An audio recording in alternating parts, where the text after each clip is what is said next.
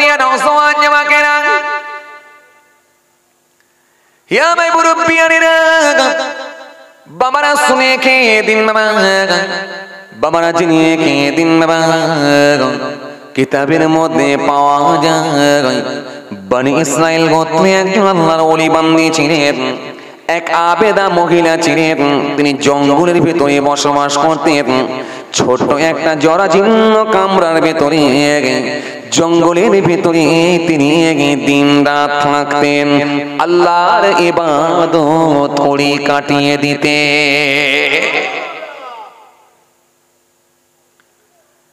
তরুণিয়া নওজওয়ান যুবকেরা ইয়া ভাই মুরব্বিয়ানেরা সূরা কিতাবের মধ্যে পাওয়া যায় ওই বনি ইসরাইল গোত্রে যে প্রভাবশালী ব্যক্তি ছিল তার একটা গরু গাভীটি জঙ্গলের দিকে ছেড়ে দেয়া হতো জঙ্গলের ভিতরে সারাদিন ধরে জঙ্গলের ভিতরে ঘুরে বেড়াতো সন্ধ্যার সময় মনিবের বাড়িতে এসে পৌঁছে যেত এইভাবে দিনের পর দিন কেটে যায় এইভাবে দিনের পর দিন কেটে যায় হে তরুণিয়া নওজওয়ান যুবকেরা হে ভাই মুরব্বিয়ানেরা বাবারা শুনে কে দিন বাবারা জেনে কে দিন বাবা জঙ্গলের ভিতরে একটা ছোট্ট কামরা ছিল জরাজীর্ণ একটা কামরা ছিল দুর্বল একটা কামরা ছিল ওই কামরার মধ্যে ওই আবেদা মহিলাটি ও বাবাজি ওই জয়ীফা মহিলাটি ওই আল্লাহর ওলি বান্দিটি ওই জঙ্গলের ভেতরে ছোট্ট ঘরের ভেতরে তিনি থাকতেন আর পিতার মাতার পুত্রের জন্য ওই মা আর তার সন্তানের জন্য আমার আল্লাহ একটা জঙ্গলের ঘরের পাশে একটা ডালিম গাছ ছিল ওই ডালিম গাছেতে প্রত্যেকদিন দুটো করে আনার দুটো করে ফল দুটো করে আমার আল্লাহ ডালিম দুটো করে আমার আল্লাহ বাদানা প্রত্যেকদিন পাকা ফল দিয়ে দিতেন পিতার পুত্র ওই পাকা ফল খেয়ে নিজেদের ক্ষুধা নিবারণ করতে ওই আনারের ফল খেয়ে কাটাতেন কে মাতা আর পুত্র মা আর সন্তান 70 বছর এ তরুণিয়া নওজওয়ান যুবকেরা ইয়া ভাই মুরব্বিয়ানেরা বাবারা শুনে কে দিন বাবারা জেনে কে দিন বাবা 70 বছর পরে একদিন পুত্র মায়ের কাছে আর্য করলো মা একই গাছের ফল আর একই ফল আর ভালো লাগে না মা তুমি একটু অনুমতি দাও তুমি একটু হুকুম দাও আমি একবার শহরে যাব শহর থেকে কিছু নিত্য নতুন খাবার কিনে নিয়ে আসবো ওই খাবারগুলো নিয়ে এসে আমাদের দুজনের ক্ষুধার জ্বালা যন্ত্রণা নিবারণ করব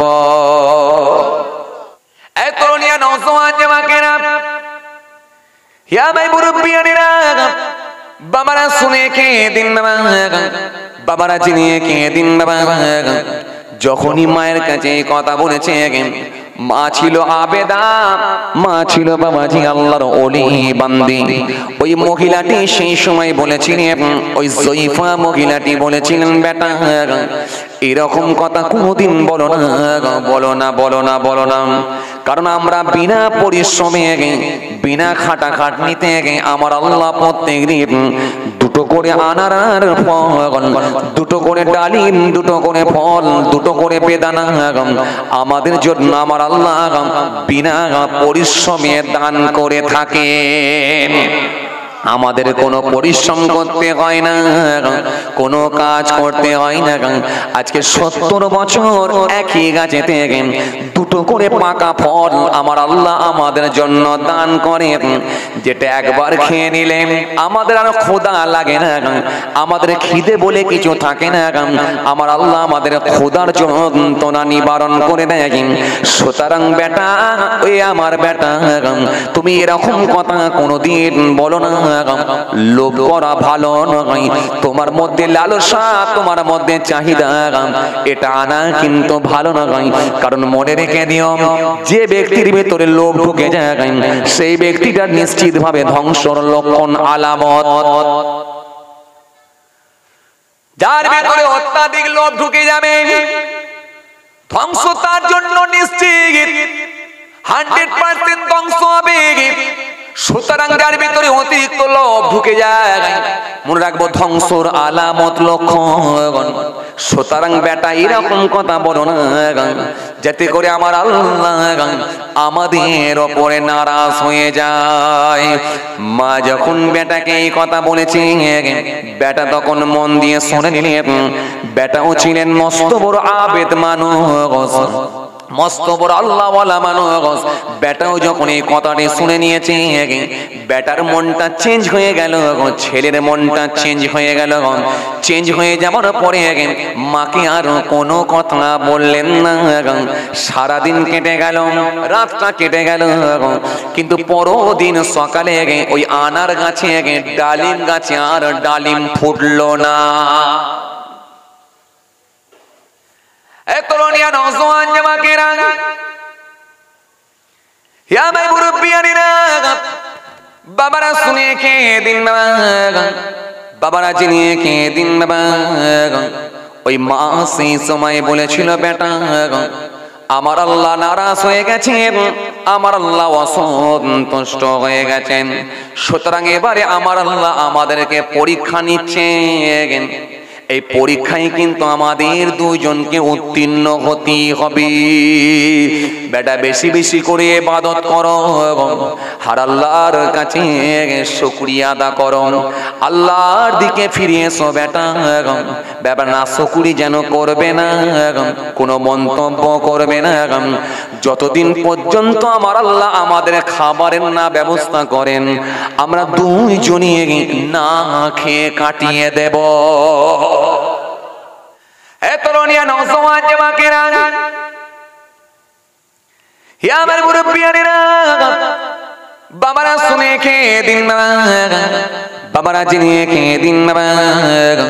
কিতাবের মধ্যে পাওয়া যায়, কিতাবের মধ্যে পাওয়া যায়, ওই মা সেই সময় তার নিজের পুত্রকে বলেছিল, বেটা যতক্ষণ পর্যন্ত আমার আল্লাহ আমাদের দুজনের জন্য রুজির ব্যবস্থা না করে দেন, ততক্ষণ পর্যন্ত আমরা কিন্তু আমরা কোনো খাবার খাবো না। সেই দিনটা চলে গেল, রাত চলে গেল, সারাদিন চলে গেল, সারা রাত চলে গেল। পরদিন সকাল বেলায় আবার ওই মা বেটা না খেয়ে ইবাদত করছেন। না খেয়ে যখন ইবাদত করছেন, ও বাবাজি আমার ভাইরা শুনে খেদিন, আস্তে আস্তে দেখা যায় একটা চকচকে সুন্দর গরু, তার শরীরের ওপরে চাদর দিয়ে ঢাকা আছে, আবৃত করা, ঢেকে রাখা, এরকম একটা সুন্দর গাভী, সুন্দর গরু এসে ওই মা বেটা দুজনের সামনে এসে পৌঁছে গেল। ওই গরুটা সেই সময় তার জবানকে আল্লাহ খুলে দিলেন। ওই গরুটি সেই সময় বলেছিল, সেই সময়ে বলেছিল, হে আল্লাহর বান্দি, হে আল্লাহর বান্দা, আমি তোমাদের জন্য হলাম হালাল খাদ্য, হালাল খাবার। তোমরা দুজনেই আমাকে জবাহ করে তোমরা নিজেরা খেয়ে নাও। কারণ কারণ কোরআন শরীফের মধ্যে আল্লাহ রাব্বুল আলামিন বলেছেন ইন্নামা নিশ্চয় হারাম করে দেয়া হয়েছে আলাইকুম তোমাদের জন্য মাইতাতাম মৃত জানোয়ার ওয়াদামা প্রবাহিত রক্ত ওয়াল হাবাল খিনজির শুকরের মাংস ওয়ামা ওয়াহিল্লা বিহি লিগাইরিল্লাহ গায়রুল্লাহর নামে জবাকিত জানোয়ার জবাকিত পশু আল্লাহ বলেন এগুলো তোমাদের জন্য খাওয়া হারাম করে দিয়েছি বাকি যেগুলো হালাল করেছি ইয়া আইয়ুহাল্লাযীনা আমানু হে ঈমানদারগণ লা তুহারিমু তোমরা হারাম মনে করো না তাইয়্যিবাত পবিত্র বস্তুগুলোকে পবিত্র খাবারগুলোকে যেগুলো আমি আল্লাহ তোমাদের জন্য হালাল করেছি লা তুহারিমু হারাম মনে করো না তাইয়্যিবাত পবিত্র বস্তুগুলোকে মা হারাল্লাহু লাকুম যেগুলো আমি আল্লাহ তোমাদের জন্য হালাল করে দিয়েছি ওয়ালা তাতাদু এবং তোমরা সীমা লঙ্ঘন করো না ইন্নাল্লাহা লা ইউহিব্বুল মুতাদিন নিশ্চয়ই আমি আল্লাহ সীমা লঙ্ঘনকারীদেরকে পছন্দ করি না যেগুলো আমি আল্লাহ হালাল করেছি সেগুলো খাও খাও খাও কিন্তু যেগুলোকে আমি আল্লাহ হারাম করে দিয়েছি মনে রেখো সেগুলো কিয়ামত পর্যন্ত হারামই থাকবে সেগুলো কখনোই হালাল হতে পারে না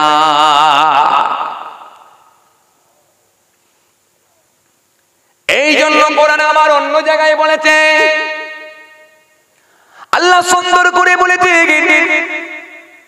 ওয়াতুল ইয়াতামা আমওয়ালাকুম ওয়ালা তাতাবাদদালুল খাবিসা বিত-তাইয়্যিব ওয়ালা তাকুলু আমওয়ালাকুম ইলা আমওয়ালিকুম ইন্নাহু কানা হুবান কাবীরা আল্লাহ সুন্দর করে বললেন ওয়াতুল ইয়াতামা আমওয়ালাকুম এতিমের মাল তোমরা দিয়ে দাও যেন খেয়ে নিও না ওয়াতুল ইয়াতামা আমওয়ালাকুম ওয়ালা তাতাবাদদালুল খাবিসা বিত-তাইয়্যিব আর তাদের মালের সঙ্গে তোমাদের মাল অপবিত্র বস্তুগুলোর সঙ্গে পবিত্র মাল যেন পাইল করে যেন তোমরা খেয়ে নিও না লটারির টিকিট বিকেল বেলা কিনে রাতের বেলা যেন খাসির গোশত খেয়ে লটারির টিকিট বিকেল বেলা মেরে ওই টাকা নিয়ে রাতের বেলা খাসির গোশত কিনে বাড়িতে যেন হালাল মনে করে চালিয়ে দিও না ছেড়ে দেব না ধরি না ধরি না ধরি না ধরি না ধরলে কিন্তু ছাড়ব না যত লাফাবে লাফাও না কিন্তু মনে রাখো আমার গণ্ডির বাইরে যেতে পারবে না এটা আমারই পৃথিবী এর বাইরে যাবার জায়গা না কোথায় যাবি চাঁদে যাবি সেখান থেকে টেনে নিয়ে আসবো পাতালের নিচে চলে যাবি সেখান থেকে টেনে বার করব যাবি কোথায় বল হে তরুণিয়া নওজওয়ান জামাকেরা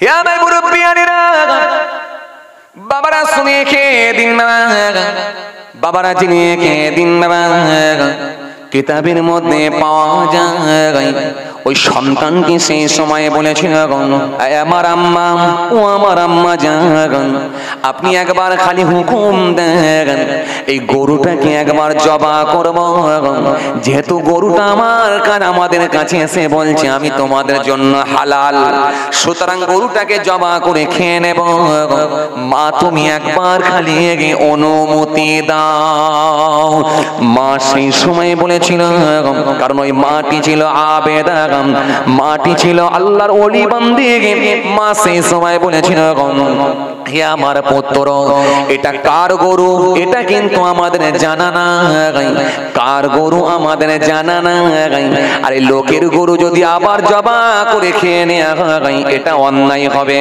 সুতরাং বেটা হারাম খাদ্য খেতে পারবো না সুতরাং আমাদের না খেয়ে জান যাবে কিন্তু হারাম খাদ্য খেয়ে ইমান নষ্ট আমল বরবাদ করতে পারবো না মা সেই সময় বলেছিল হে আমার পুত্র এই গরুটাকে তাড়িয়ে দাও এই গরুটাকে তাড়িয়ে দাও যার গরু তার বাড়িতে চলে যা এক কাজ করো যার গরু তার বাড়িতে চলে যাক তাড়িয়ে দাও তাড়িয়ে দাও পুত্র তখন মায়ের কথা শুনে নিয়ে ওই গরুটাকে তাড়িয়ে দিল। তাড়িয়ে দেওয়ার পরে ওই গরুটা আবার সন্ধ্যার সময় আস্তে আস্তে নিজের বাড়িতে চলে গেল, মনিবের বাড়িতে গেল। মনিবটি ওই গরুটাকে নিয়ে তার থাকার জায়গায় মনিব কিন্তু ওই গরুটা গাভীটাকে পৌঁছে দিল। দ্বিতীয় দিন সকালবেলা আবার গরুটাকে ছেড়ে দেয়া গেল। ওই গরুটি আবার জঙ্গলের ভেতরে এসে ওই ছোট্ট জরাজীর্ণ কামরা, ছোট্ট কামরা, জরাজীর্ণ কামরা, দুর্বল কামরা, জরাজীর্ণ কামরাটা সামনে এসে বলেছিল, হে মাতার পুত্র, হে মার সন্তান, আমি হলাম তোমাদের জন্য হালাল, তোমরা দুজনে আমাকে খেয়ে নাও, আমাকে তোমরা জবাহ করে নাও, জবাহ করে খেয়ে নাও, খোদার যন্ত্রণা নিবারণ করো, না খেয়ে থেকো না, থেকো না, থেকো না, আমাকে আল্লাহ তোমাদের জন্য হালাল করে দিয়েছে। হে তরুণিয়া নওজোয়ান জামাকেরা, হে আমার মুরব্বিয়ানেরা, বাবারা শুনে খেয়ে দিন বাবা, বাবারা চিনিয়ে খেয়ে দিন বাবা। কিতাবের মধ্যে পাওয়া যায় দ্বিতীয় দিন গেল, তৃতীয় দিনে ওই গরুটাকে যখন ফের তাড়িয়ে দেয়া গেল, দ্বিতীয় দিনে ওই গরুটি, ওই গাভীটি আবার তার মনিবের ঘরে পৌঁছে গেল। রাতটুকু গিয়ে যখন মনিব তার থাকার জায়গায় পৌঁছে দিল, গরুটি তার থাকার জায়গায় রাতটুকু কাটিয়ে দিল।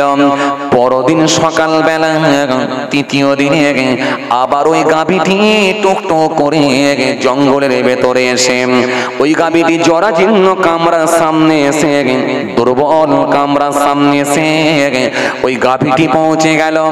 ওই মাতার পুত্র দিকে তাকিয়ে বলতে লাগলো, তার জবানকে আল্লাহ খুলে দিলেন, স্পষ্ট ভাষায় বলতে লাগলো, হে মার সন্তান, হে মাতার সন্তান, পুত্র আর মাতা, তোমরা কেন খেতে এরকম অনীহা করো? আমাকে খেয়ে নাও, খেয়ে নাও, আমি তোমাদের জন্য হলাম খাদ্য, তোমাদের জন্য হলাম হালাল খাবার, সুতরাং আমাকে খেয়ে নাও, জবাহ করে খেয়ে নাও।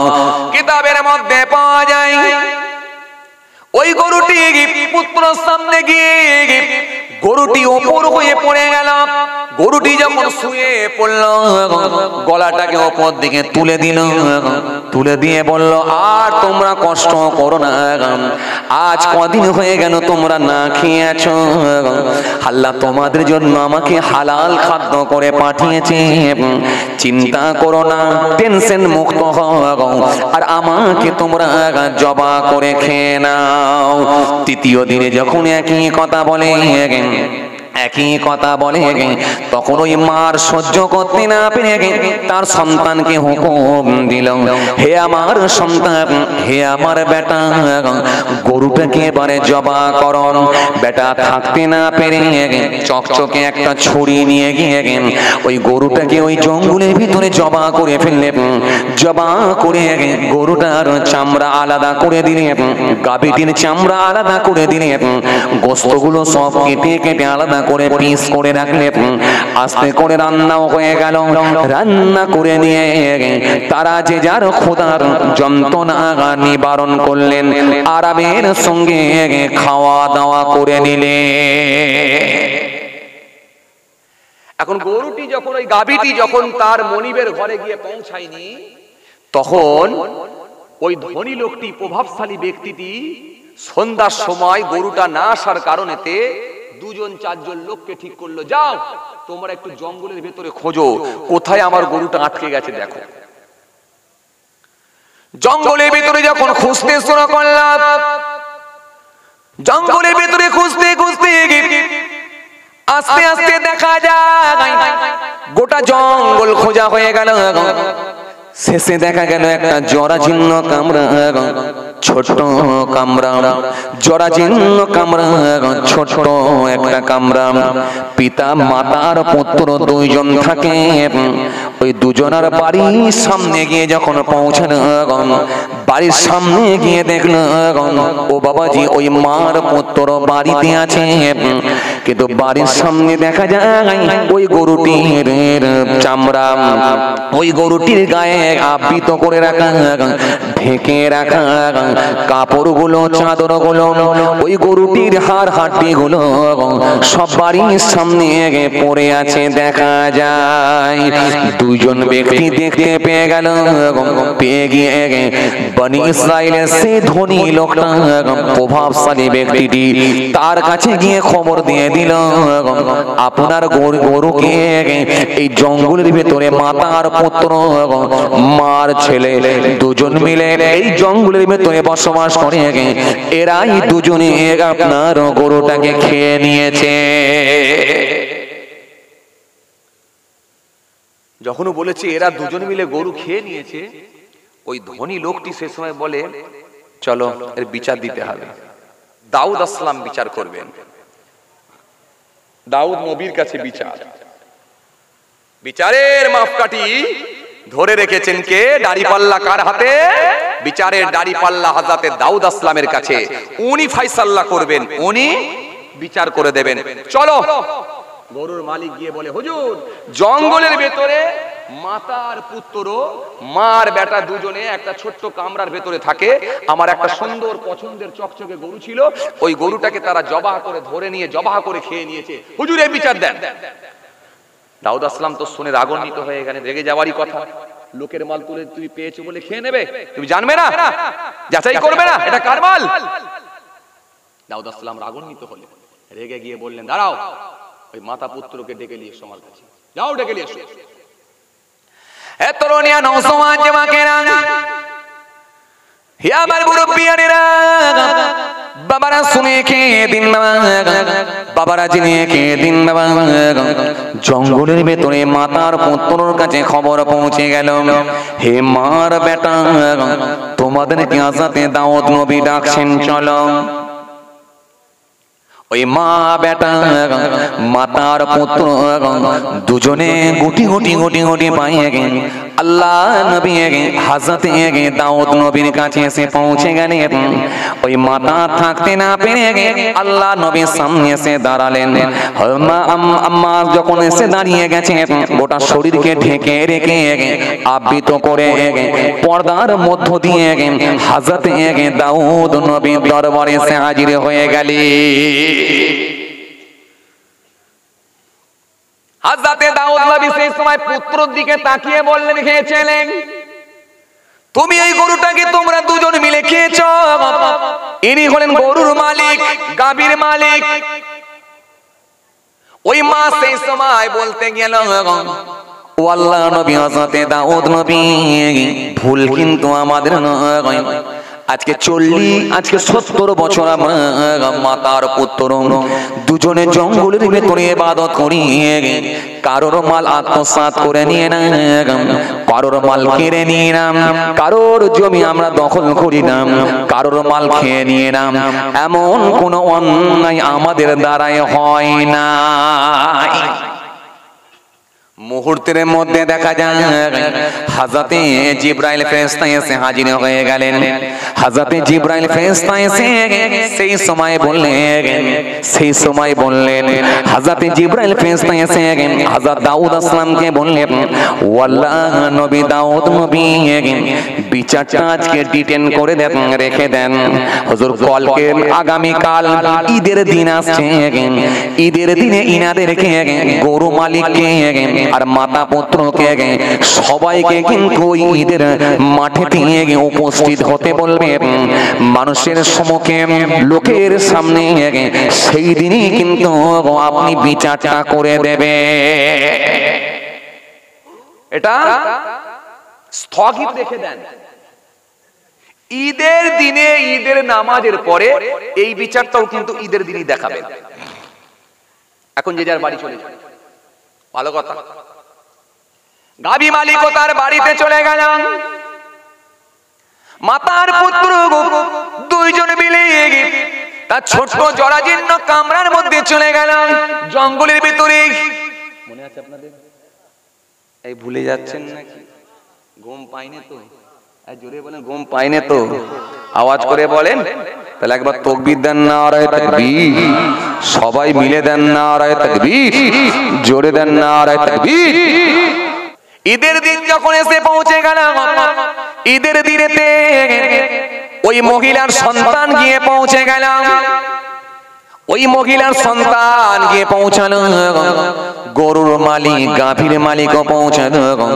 সারা এলাকার মানুষ, সারা গ্রামের মানুষ, সারা এলাকার মানুষ, বনি ইসরাইল গোত্রের মানুষগুলো এক জায়গায় হাজির হলো।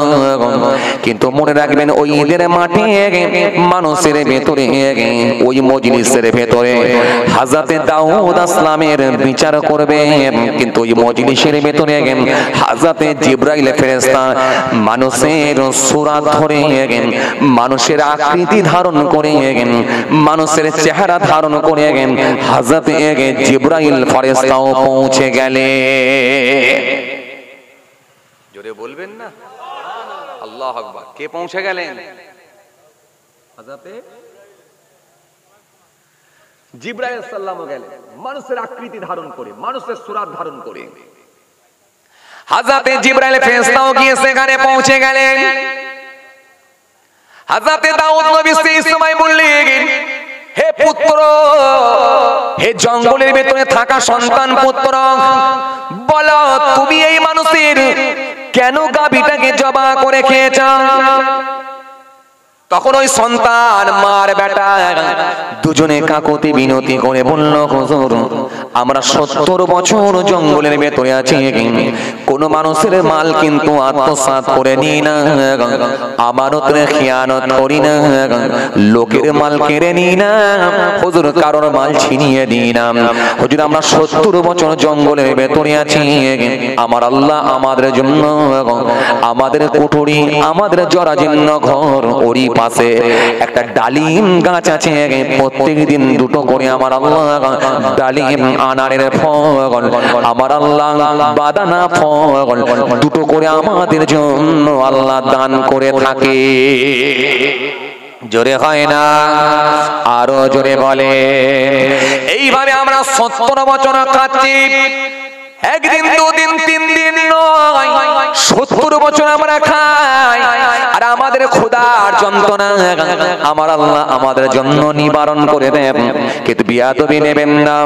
হুজুর ওই গরুটা প্রথম দিনে যখন আমাদের কাছে যায়, ওই গরুটি যখন আমাদের সামনে গিয়ে পৌঁছে যায়, ওই গাভীটি গিয়ে যখন পৌঁছায়, গাভী সেই সময় স্পষ্ট ভাষায় বলেছিল, হে আল্লাহর বান্দা, হে আল্লাহর বান্দি, ও মাতার পুত্র, আমি তোমাদের জন্য হালাল, তোমাদের জন্য হালাল খাদ্য, সুতরাং আল্লাহ তোমাদের জন্য আমাকে হালাল করে দিয়েছে, তোমরা দুজনই আমাকে খেয়ে না, খোদার যন্ত্রণা নিবারণ করো। ও আল্লাহ নবী শুনে কিদিন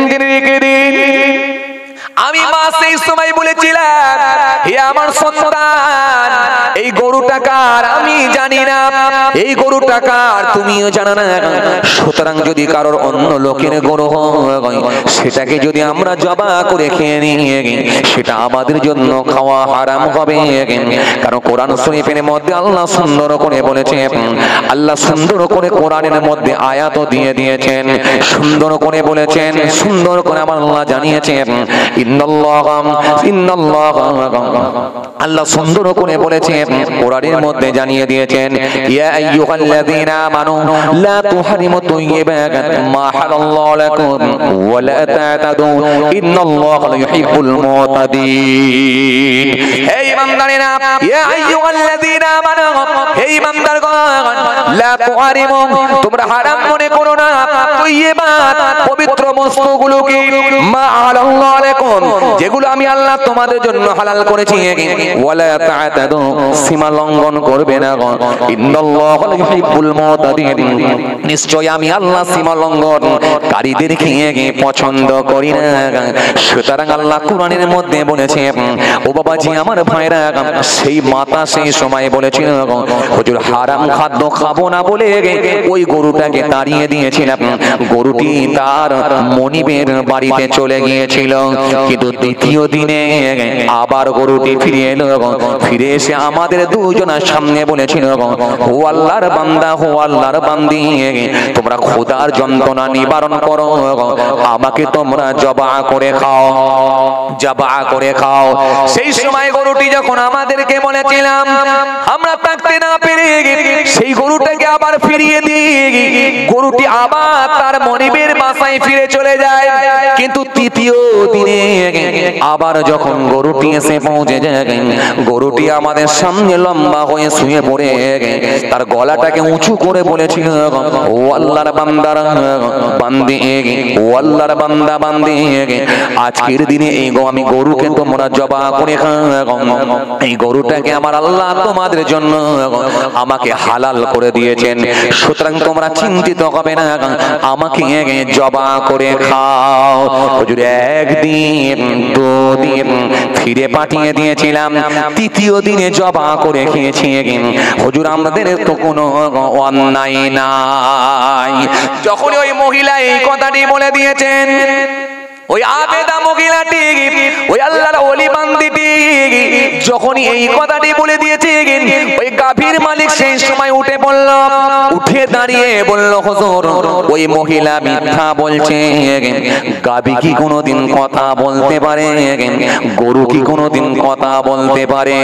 ওই মহিলার সন্তান বলেছিল, শোনো, তোমার জানা নাই, আল্লাহ যদি রাজি হয়, আল্লাহ যদি খুশি হয়, আল্লাহ ইচ্ছা করলে গাভীর জবান দিয়েও কথা বলিয়ে নিতে পারে। আরো জোরে বলেন, আরো জোরে বলেন। যখন এই কথা বলা হয়েছে, সেই সময় ওই গাভীর মালিক বলেছিল, ও আল্লাহ নবী, ও হযরতে দাউদ নবী, আমি কোনো কথা শুনতে নারাজ, আমি বিচার চাই, গাভী কেন খেয়ে নিয়েছে? হযরতে দাউদ নবী সেই সময় বললেন, শোনো, এই মহিলাগুলো আবেদা মহিলা, এই মহিলাগুলো আল্লাহর ওলি বান্দি, আর এই পুত্র জঙ্গলের ভেতরে থাকে, সুতরাং আমি তোমাকে এর ক্ষতিপূরণ দিয়ে দিচ্ছি। গাভীর মালিক বলল, আমি ক্ষতিপূরণ দেব না।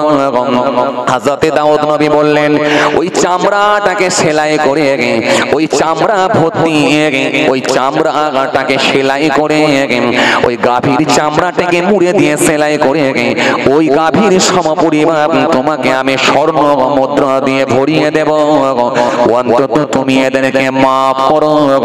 গাভীর মালিক বলেছিল, মাফ করব না হুজুর, আমি ন্যায় বিচার চাই। সেই সময় দেখা যায় ওই বীরের মাঝখান থেকে একজন ব্যক্তি উঠে দাঁড়ালেন, ও আল্লাহ নবী, ও হযরতে দাউদ নবী, শুনে রেখে দিন, আজকে এই মার সন্তান গাভীটা খেয়েছে জবা করে। আসলে কিন্তু ওই মার সন্তান কোনো অন্যায় করেনি। মার সন্তান তাদের নিজেদের হক, তাদের নিজেদের গাভী তারা নিজেরা খেয়েছে, এতে কোনো অন্যায় করেনি। ও হযরতে দাউদ নবী শোনেন, আপনি কি জানেন এই গাভীর মালিক যিনি বর্তমান, ইনি কিন্তু আসলে গাভীর মালিক নন। আসলে যিনি গাভীর মালিক ছিলেন সেই সওদাগর, যিনি 500 উট নিয়ে সেদিনে শাম দেশের দিকে রওনা দিয়েছিলেন। শাম দেশের দিকে যখন যাচ্ছিলেন, ওই শাম দেশের দিকে যাওয়ার পথে এই মালিক বর্তমান যিনি আছেন, ইনি তার কিন্তু চাকর ছিলেন। এই দিনে কিন্তু এই চাকর বড় ছুরি নিয়ে গিয়ে ওই সওদাগরকে তিনি নিজে হাতে জবা করেছিলেন। জবা করে ওই সওদাগরের 500 উট নিয়ে তার গাভী নিয়ে চলে এসে শাম দেশ থেকে মিশরে এসেছিলেন। মিশরে এসে তিনি আরো অনেক সম্পত্তি, আরো অনেক রোজগার করে আস্তে আস্তে ধনী হয়ে গেছে। কিন্তু মনে রাখবেন, আসল মালিক কিন্তু সেই সওদাগর ছিল, যাকে নিজে হাতে মানুষটা জবাই করে দিয়েছে। যখনই এই কথা বলেছেন, তিনি যিনি বললেন, তিনি আর অন্য কেউ নয়, তিনি হলেন হযরতে জিবরাইল ফেরেশতা যিনি মানুষের সুরাত ধরে মানুষের আকৃতি ধারণ করে যখনই এই কথাটি বলে দিয়েছেন বর্তমান গাভীর মালিক রাগান্বিত হয়ে গিয়ে বললেন তুমি কে এত বড় মিথ্যা বলো এত বড় ডাহা মিথ্যা বলো ডাহা মিথ্যা বলো আমি কোনোদিন নিজে হাতে কোনো খুন করিনি আমার নামে মিথ্যা তুমি ও তকমা লাগাবে না আমার নামে মিথ্যা এলিগেশন দেবে না আমার নামে মিথ্যা তুমি কোনো তকমা লাগাবে না যখনই বর্তমান গাভীর মালিক এই কথা বলেছে সঙ্গে সঙ্গে আল্লাহর কুদরতি ক্ষমতা এই গাভীর মালিকের জবানটা আল্লাহ বন্ধ করে দিলেন গাভীর মালিকের জবানটা যখন বন্ধ হয়ে গেল অটোমেটিকলি তার হাতগুলো কথা বলতে লাগলো চোখ কথা বলতে লাগলো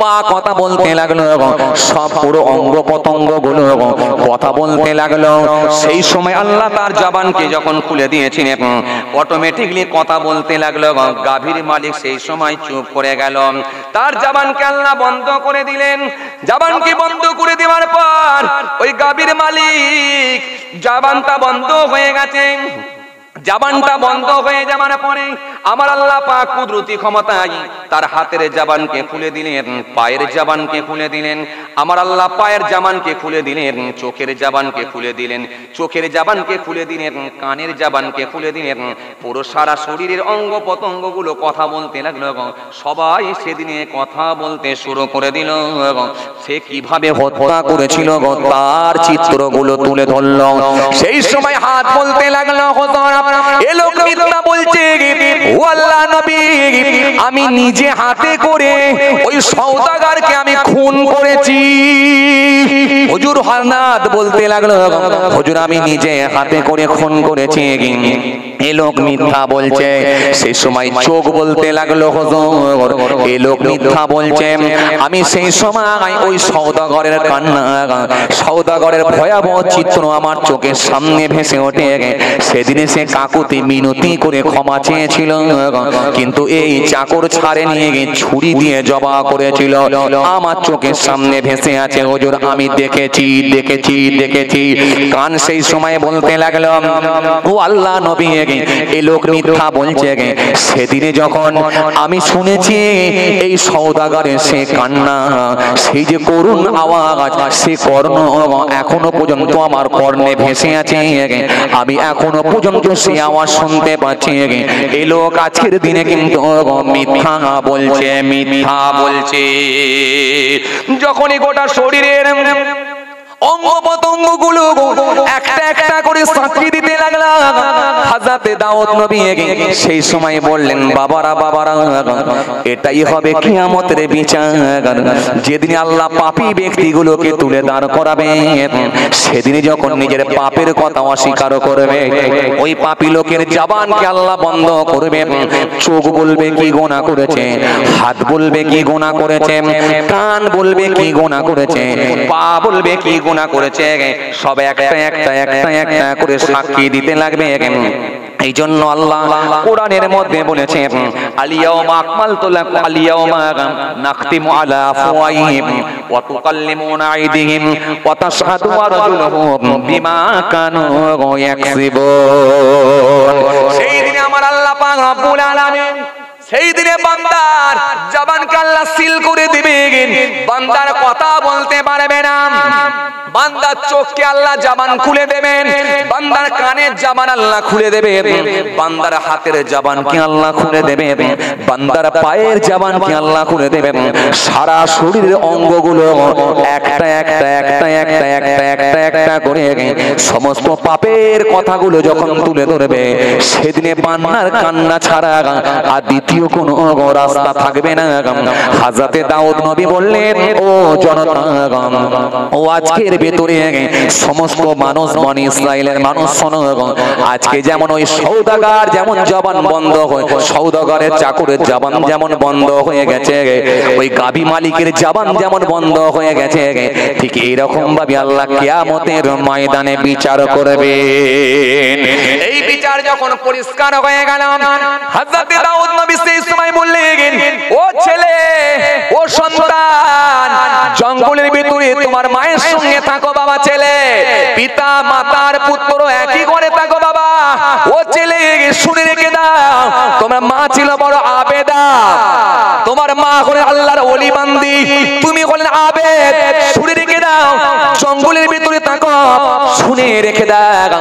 আজকের দিনে কিন্তু পরিষ্কার হয়ে গেল, এই গাভীর মালিক আসলে কিন্তু এই লোক নয়, এই গাভীর মালিক হলেন তোমার আব্বাজান, যাকে এই মালিকটা বর্তমান মালিক সেদিনে মিশরে যাওয়ার পথে হত্যা করেছিল, তার সমস্ত মালগুলোকে আত্মসাৎ করে নিয়েছিল।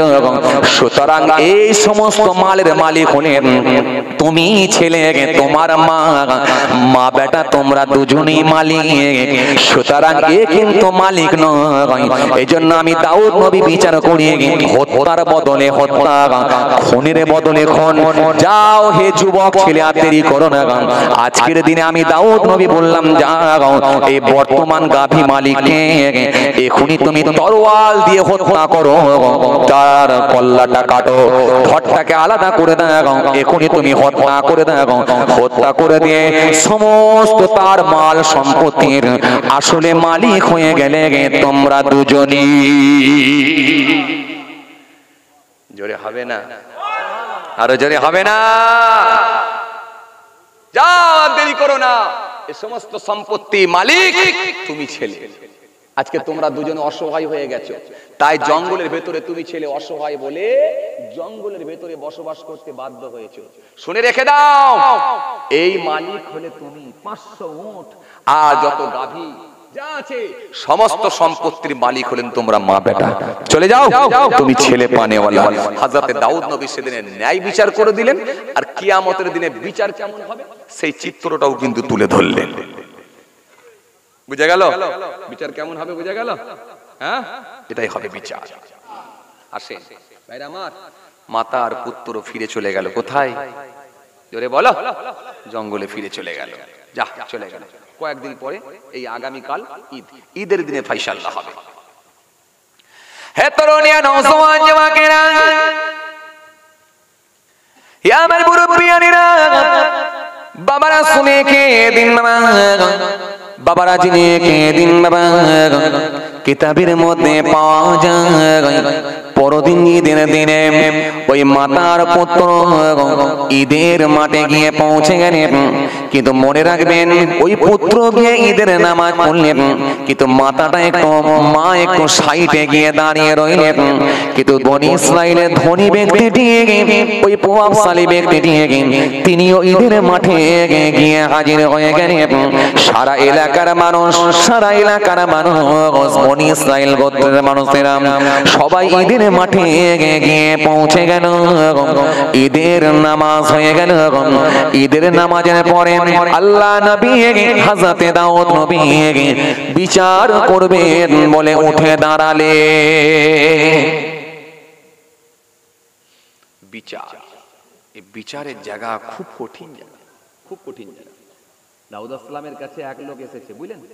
এক লোক এসে বলছে, হুজুর, হুজুর, ইনার ছাগল আমার জমির ফসল খেয়ে নিয়েছে, বিচার করেন আপনি। কি সমস্যা? ওনার ছাগল আমার জমির ফসল খেয়ে নিয়েছে, হুজুর আপনি বিচার করেন। দাউদ আসসালাম একটু চিন্তা করে দেখলেন, কি বিচার করব, কি চিন্তা করে দেখলেন। চিন্তা করে দেখলে বললেন, ফসলের মূল্য কত হবে?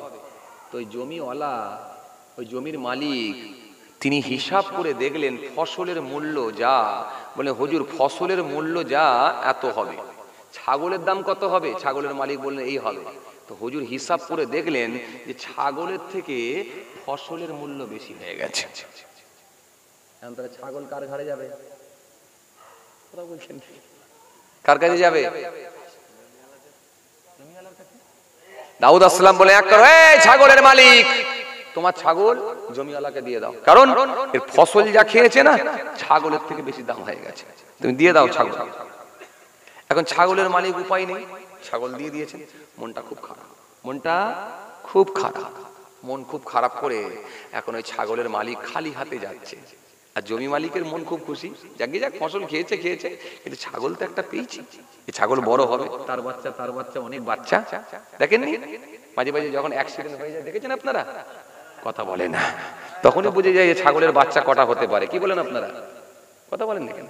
ছাগলের বাচ্চা কটা হতে পারে তখনই বুঝে যায়, কারণ ওই ছাগলের মালিক তখন আপনাকে বলে দেবে যে কটা ছাগল হতে পারে একটা ছাগল থেকে। খালি বলছে তার বাচ্চা, কটা পিড়ি যে আসবে, হাই রে হাই, সব দাম ধরে নেবে। শুনছেন? কিতাবের মধ্যে পাওয়া যায় যখন ছাগলের মালিক মন টন খারাপ করে টুকটুক করে হেঁটে হেঁটে চলে যাচ্ছে, জমি মালিক খুব খুশি, যাকে যাক ছাগলটা তো পেয়েছি। এখন এই ছাগলকে নিয়ে জমিওয়ালা যখন চলে যাচ্ছে, কিতাবের মধ্যে পাওয়া যায় ব্যাস ওই ছাগলের মালিক চলে যাচ্ছে, আর জমির মালিক ছাগল পেয়েছে, তিনিও চলে যাচ্ছে। রাস্তায় যেতে যেতে কিছুটা যাওয়ার পরে সুলাইমান হুজুরের সঙ্গে দেখা। সুলাইমান নবী তখন, সুলাইমান হুজুরের বয়স তখন খুব কম। সুলাইমান হুজুরের সঙ্গে যখন দেখা হয়েছে, হযরতে সুলাইমান হুজুর বলেন, কি খবর, কোথায় গিয়েছিলে বাবা? ছাগলের মালিক বলছে, হুজুর আপনার আব্বার কাছে গিয়েছিলাম। জমি মালিক বলছে, আপনার আব্বাজানের কাছে গিয়েছিলাম। কেন? একটা বিচার নিয়ে গেছিলাম, নালিশ জানাতে গিয়েছিলাম। কি হুজুর, এই লোকের ছাগল আমার জমির ফসল খেয়ে নিয়েছে। তাই বলে, হ্যাঁ। ছাগলের আগে বলছে, কি রে বা, তোমার জমি ছাগল খেয়ে, তোমার ছাগল এ লোকের জমির ফসল খেয়ে নিয়েছে? বলে, হুজুর এ লোকের ফসল খেয়ে নিয়েছে আমি বুঝতে পারিনি, তাই আপনার আব্বাজানের কাছে গিয়েছিলাম। তো আব্বা কি বিচার করলো? তো আব্বা বলল, ফসলের মূল্য কত? ফসলের মূল্য হিসাব করে দেখলো আমার ছাগলের থেকে দাম বেশি হচ্ছে। বলে, আব্বা কি বললো? বলে, আব্বা বললো, তাহলে তুমি ছাগলটাকে ওই জমি মালিককে দিয়ে দাও। তো ছাগল দিয়ে দিলাম। হুজুর আমার মনটা খুব খারাপ, আমার গরিবের সংসার, অভাবের সংসার, একটা ছাগল যদি থাকতো হয়তো ভবিষ্যতে ওটা আমার পরিবারটা একটু স্বচ্ছভাবে চলতো। হুজুর মনটা আমার খুব খারাপ হয়ে গেছে, ছাগলটা দিয়ে চলে এলাম, যেহেতু হুজুর বিচার করে দিয়েছে। দাউদ ইসলামের সন্তান হযরতে সুলাইমান হুজুর, তিনি বললেন, বাবা এই বিচারটা তো ঠিক হয়নি বলেই মনে হয়, চলো চলো আব্বাজানের কাছে যাও। আব্বাজানের কাছে গিয়ে বলো যে বিচারটা একটু বিবেচনা করে করতে, বিচারটা একটু বিবেচনা করে করতে, হিসাব করে করতে। কারণ আপনি তো শুধু সাধারণ ব্যক্তি না, সাধারণ নেতা না, সাধারণ লিডার না, আপনি হলেন নবী এবং রাসূল, আপনি পয়গম্বর। আপনার বিচার হবে খুব হিসাব করে, নিরপেক্ষভাবে বিচারটা হোক। ছাগলের মালিক যে বলছে, হুজুর বেয়াদবি নেবেন না, যদি বিচারটা একটু বিবেচনা করে দেখতেন তাহলে মনে হয় ছাগলটা আমার থাকতো। ছাগলের মালিক একটা সুযোগ পেয়ে গেছে, যে যখন বলেছে তখন দাউদ আসলাম বলছে, তুমি কিভাবে বিচার করতে চাইছো? তোমার ছাগলের যা দাম তার থেকে তো এর ফসলের মূল্য বেশি হয়ে গেছে, তো তুমি কি বিচার চাইছো? হ্যাঁ বলে, হুজুর একটু যদি বিবেচনা করে করতেন, হিসাব করে করতেন। তোমাকে এই কথা কে শেখালো বলো? বলে, হুজুর আপনার সন্তান হযরতে সুলাইমান হুজুর তিনি আমাকে বলেছেন। বলে, বুঝতে পেরেছি, এটা তোমার মুখের কথা নয়, যাও আমার বেটাকে ডাকো। ছেলেকে ডাকা হলো, ছেলে গেল, গিয়ে বলে, হুজুর আব্বাজানকে গিয়ে পৌঁছে গেছে। আব্বা বলছে, বেটা তুমি কি এই ছাগলের মালিককে পাঠিয়েছো? হুজুর আমি পাঠিয়েছিলাম, বিচারটা যদি একটু নিরপেক্ষভাবে করতেন, কারণ আমার বড্ড ভয় হয় কিয়ামতের ময়দানে আল্লাহর কাঠগড়ায় যখন আল্লাহ সকলকে সেদিনে দাঁড় করাবেন, এই বিচারককে আল্লাহ ইচ্ছা করলে সেদিনে পাকড়াও করতে পারেন। আমার বড় ভয় হয়, হুজুর বিচারটা যদি একটু বিবেচনা করে দেখতেন, কেন আপনি তো আল্লাহর নবী, আপনি আল্লাহর পয়গম্বর, আল্লাহর রাসূল, সুতরাং সাধারণ মানুষের বিচার আপনার বিচার এক হতে পারে না, একটু যদি হিসাব করে দেখতেন। দাউদ আসলাম বললেন, কিভাবে বিচার দেখতে চাইছো তুমি, বলো তো কি বিচার চাইছো? তখন সন্তানকে বলছে, তুমি বিচারটা বলো কিভাবে করা দরকার ছিল। হযরতে সুলাইমান নবী সেই সময় বলেছিলেন, হযরতে সুলাইমান হুজুর সেই সময় বলেছিলেন, ও আমার আব্বাজান, আমার মনে হয় এই ছাগল মালিককে বলে দেয়া হোক, যতটা পরিমাণ জায়গা নিয়ে ছাগল খেয়ে নিয়েছে ফসল, ততটা পরিমাণ জায়গায় আবার পুনরায় ছাগলের মালিককে বীজ বুনে দিতে বলুন।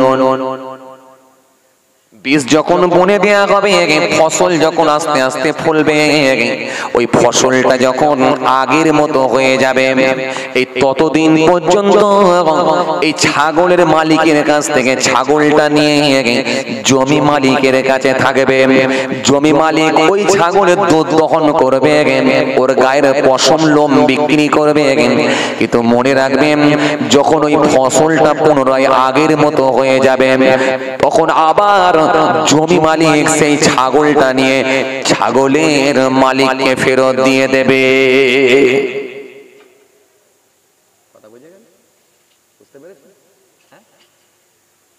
এই ছাগলের মালিককে বলেন বীজ বুনে দিতে।